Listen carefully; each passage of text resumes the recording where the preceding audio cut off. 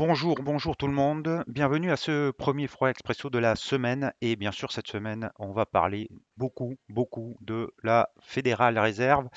Mais avant d'en parler, l'avertissement sur les risques.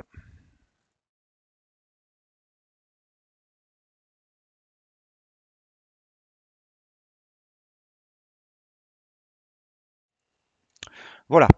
Donc cette semaine, il y a une ribambelle de banques centrales qui vont se réunir. Alors parmi lesquelles, je vais vous citer que les majeures, donc la Suisse, le Royaume-Uni, la Suède, la Norvège qui pourrait être la première banque centrale du G10 à relever les taux d'ailleurs.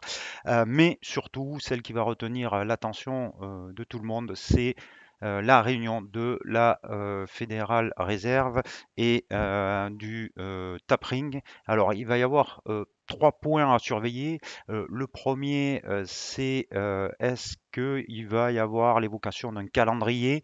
Peut-être que Jérôme Powell ne va pas aller aussi loin, mais s'il prononçait un mot, par exemple, comme bientôt dans son élocution, ça voudrait dire que l'hypothèse de un début de tapering en novembre serait le plus probable. C'est ce qu'on attend en tout cas avec le plus de certitude, mais il pourrait aussi évoquer un calendrier plus précis.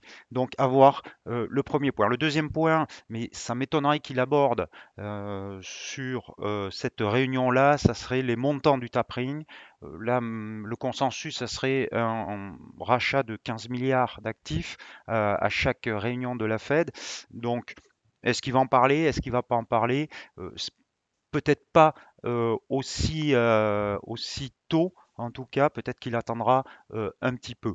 Et le troisième point que vont surveiller les opérateurs et les investisseurs, c'est est-ce qu'il va évoquer le début d'une hausse des taux. Pour l'instant, le consensus, c'est une hausse des taux en 2023, mais certains membres de la Fed ont émis l'idée que ça pourrait être peut-être en 2022.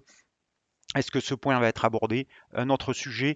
En tout cas, en attendant, le dollar s'est considérablement renforcé euh, contre l'ensemble des devises. Alors, il est aidé aussi euh, par, bien sûr, cette anticipation de réduction du programme d'achat d'actifs, mais aussi par les tumultes boursiers, puisque ça ne vous a pas échappé, la bourse est quand même connaît une correction assez significative, qui est due notamment au problème de solvabilité d'un grand groupe immobilier en Chine et Evergreen. Voilà.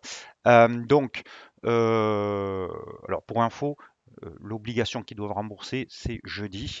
Et pour l'instant, bien sûr, la Chine n'a pas dit s'il soutiendrait ce groupe immobilier et permettrait le remboursement en évitant une réaction en chaîne. Cette incertitude fait que les devises valeurs refuge, le dollar et le yen notamment, sont plutôt recherchés. On voit à l'écran l'indice dollar, donc haussier, hein, depuis, je vous l'avais dit, la cassure des 92,88.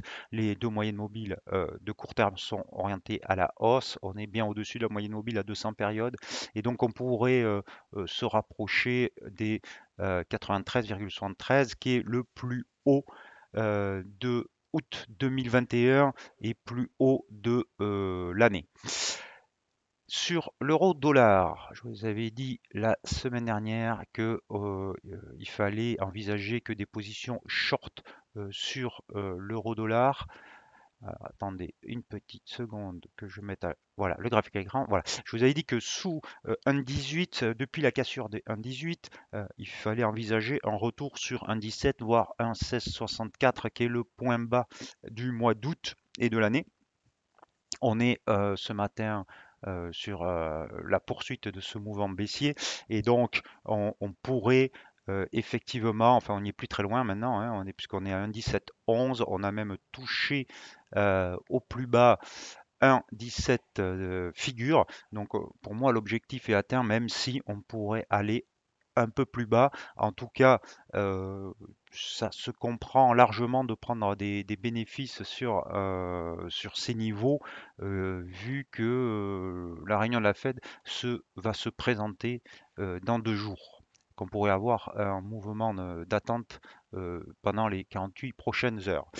En 1 heure, on va regarder ça un peu plus précisément, mais en 1 heure, vous voyez parfaitement le mouvement baissier sur l'euro. Alors bien sûr, même si on atteint l'objectif, ça ne veut pas dire qu'il faut acheter, même si on pourrait avoir droit à un rebond, à des prises de bénéfices. Pour l'instant, on a cassé euh, aucun point majeur à la hausse, bien entendu. Et donc, même si on arrive sur un niveau de support, c'est pas suffisant pour se positionner. Il faudrait qu'on ait une indication, une action des prix à la hausse pour passer acheteur.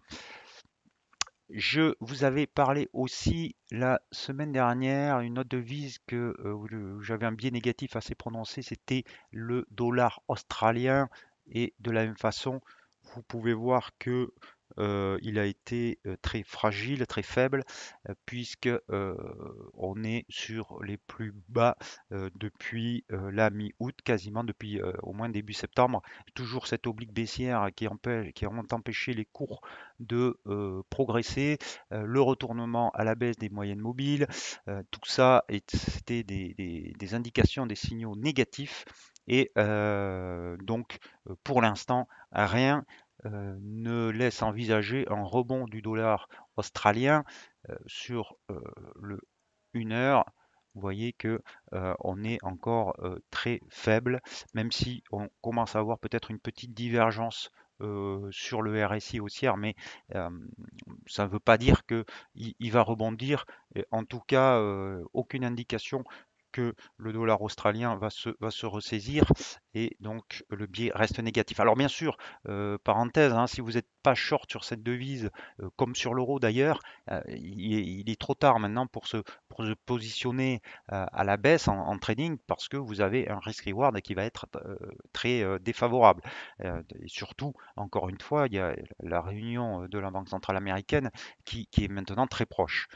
Donc, si il y avait un rebond, on pourrait peut-être envisager de se repositionner short à condition de voir soit un doji, soit une longue bougie rouge à l'issue de ce rebond. Mais pour l'instant, on n'a pas du tout cette configuration-là.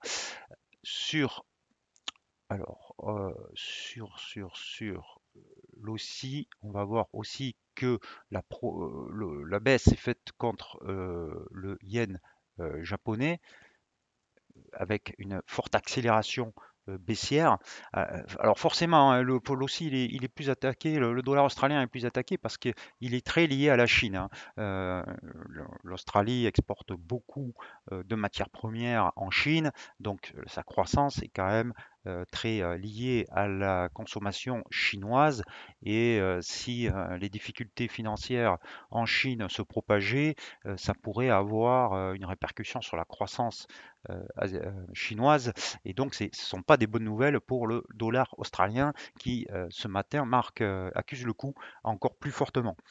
Donc, surveillez, on pourrait revenir sur 77,98, 78. En tout cas, c'est le prochain support. Le dollar australien a aussi souffert, hop, contre l'euro. Même si vous voulez jouer la baisse du dollar australien, c'est peut-être pas contre l'euro qu'il faut le faire, mais même contre euro, vous voyez que l'euro progresse et qu'on est sur une tendance haussière sur cette paire de devises.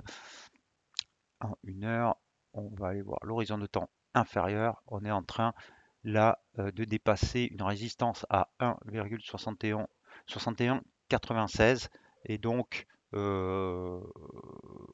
si vous pensez que ce mouvement va se poursuivre, vous avez une droite ici de polarité parfaite à 1,6170. Attention, on est sur un horizon de temps de 1 heure, court terme, donc c'est un deal à très court terme.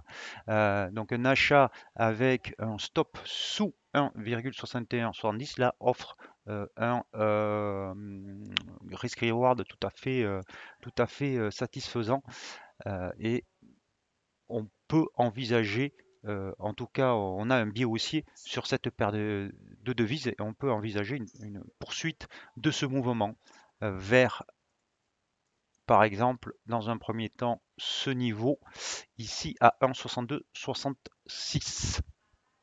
Vous avez à peu près 60 points de gain pour 25 de perte, donc le risk reward est tout à fait euh, envisageable.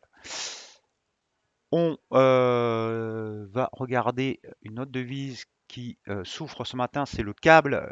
Donc le câble, attention, hein, alors là il y a double effet, il y a la réunion de la Banque centrale américaine, mais aussi la réunion de la BOE cette semaine.